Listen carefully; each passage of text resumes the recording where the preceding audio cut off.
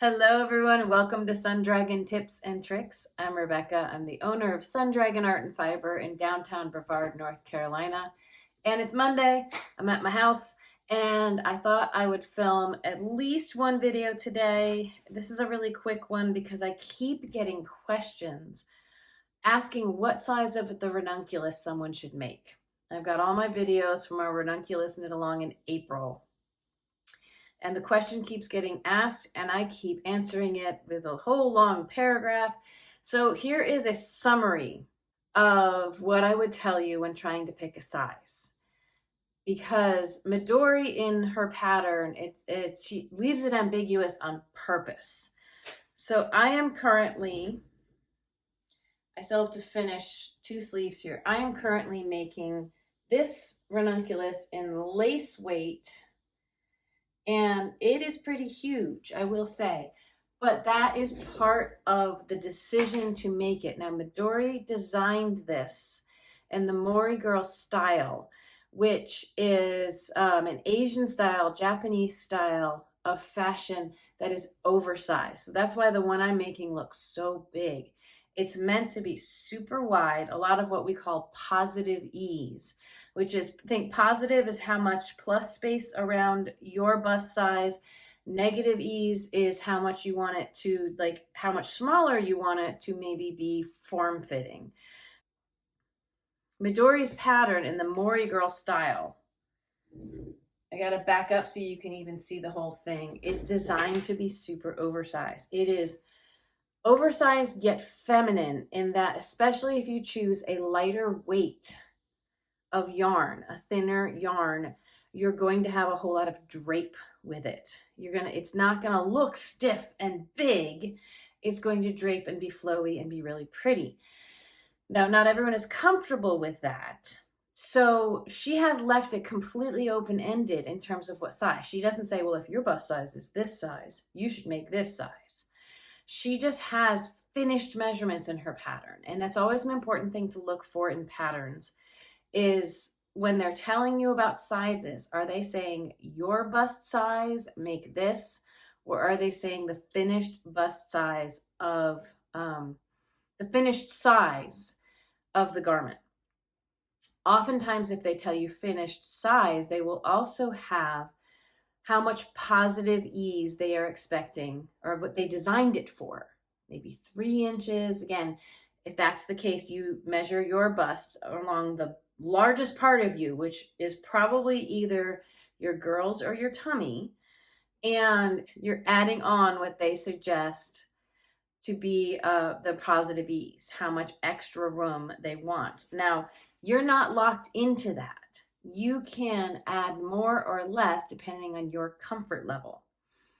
So, and if you look at the pictures on the first page, I'm going to flip up to that in my version of this. She has a lot of photos of models who are wearing it with 47 to 45 or so centimeters of positive ease. Now, for people who don't use the metric system, that's about 17, 18 inches of positive ease. That might sound like an awful lot, but that is what is designed for, again, because it's designed to drape. So one way of attacking this is to take your bust measurements and add about 18 inches to it if you're using inches, or 45 centimeters. If you're not comfortable with that, you can go to the page that has finished sizes. And in my copy, it's on page 5 and it's measurement B. And you can look at that, and size 1 starts at 46 inches of bust. Now, my regular chest measurement is about 43. So that would be a fairly regular size sweater looking on me with only 3 inches of positive ease. This is a size 9. Now, again, I did not test my gauge. That's one of the things I love about this, is you take big size 10 needles and dive in with about any weight. And because there's so much positive ease in there, even if my stitch count is a little smaller, there's still lots of room in here. So the size 9 that I'm maybe hoping for is over 60 inches. all the way around. I don't think mine is quite measuring that. I haven't blocked it yet. It might be closer to 52, 53, but that's still 10 inches of positive ease. But again, I'm relying on the drape of it. If you're doing it with a thicker yarn and you're worried that it's gonna look too bulky if you do it that wide, even my worsted weight one, I did a size 5, which is supposed to come out about 55 inches. And when my arms are down, it doesn't look super wide. But if you want something that's closer to a comfortable sweater for you without the oversize, I recommend either measuring your bust and adding on what you're comfortable with, maybe only 5 inches. I would give yourself a little bit of positive ease in there. If that's still smaller than a number 1, definitely make a size 1. If you're looking for something that's close to a sweater you already own, one of the ways to figure this out is take a sweater or a sweatshirt that you like, that you feel comfortable in, lay it out on the bed or some kind of flat surface where you can measure across the front. And then that is about half of the full bust circumference that you want. So try multiplying that by 2 and see if that comes close to one of the measurements in the Ranunculus. She really is offering a lot of choice in this sweater. And for some people, that's not a good thing. I'd rather be told what to do, some people might say. I don't want to have that much choice, but this is some ways to narrow it down for you. I'm going to see, since I have one sleeve on needles, I'm going to try not to lose that sleeve off of the needles, but I can show you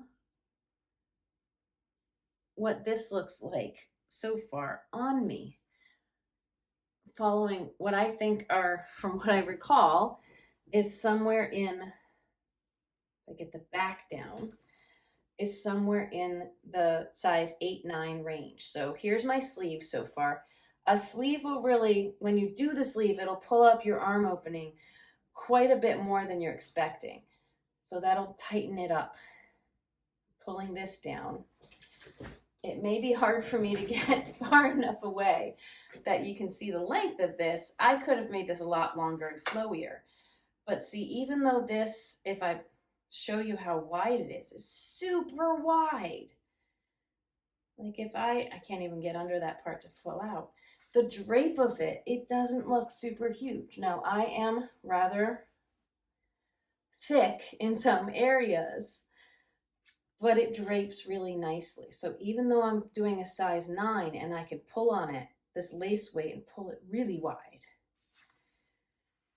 it doesn't make me look too much thicker than I already am. So picking a size that is wide, especially if you have a thinner yarn, you can be okay.